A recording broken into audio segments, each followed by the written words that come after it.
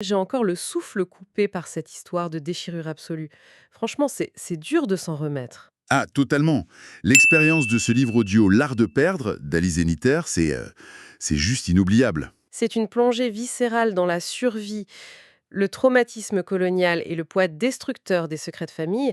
Si je devais utiliser un seul mot pour décrire ça, ce serait foudroyant. Foudroyant, oui, c'est exactement le mot. Surtout avec le personnage central, Ali, un riche patriarche kabyle. Et on est jeté direct dans l'obscurité des montagnes algériennes, face à des hommes armés, à l'instant très précis où tout bascule. C'est le paradoxe parfait, en fait.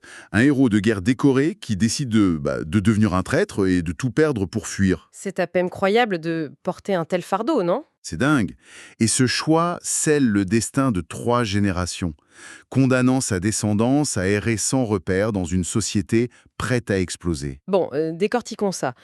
Comment un homme respecté, propriétaire de terres et de pressoirs à huile, se retrouve-t-il parqué derrière les barbelés du camp de Rivalsat en France?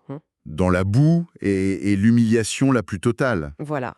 Pour survivre à cette chute vertigineuse, Ali se mure dans un silence de fer. Il refuse d'expliquer pourquoi il a choisi le camp français. Et ce qui est fascinant ici, c'est pourquoi ce silence devient un poison. Ce n'est pas juste un non-dit, hein, c'est une amputation.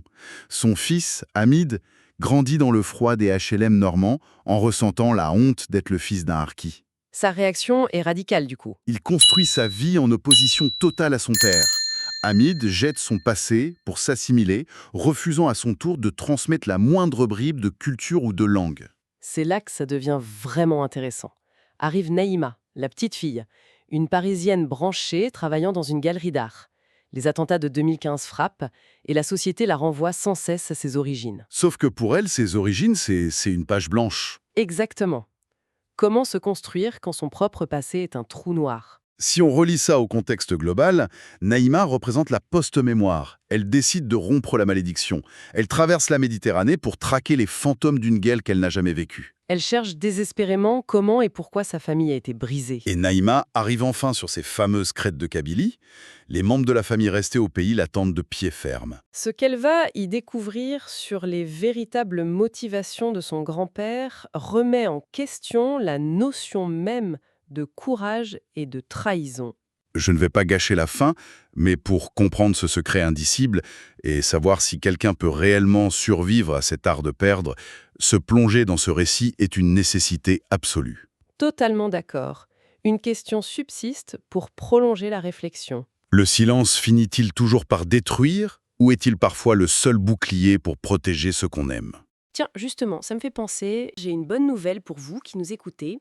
Ce livre est disponible sur Audible et vous pouvez le récupérer gratuitement en cliquant sur le premier lien dans la description.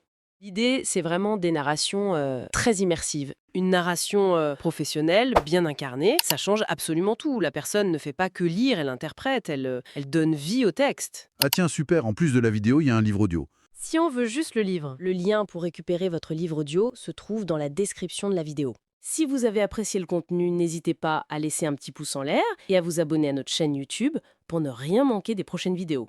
Pour ma part, je vous donne rendez-vous très bientôt pour une prochaine vidéo. En attendant, je vous souhaite une excellente fin de journée ou une agréable soirée et à très vite.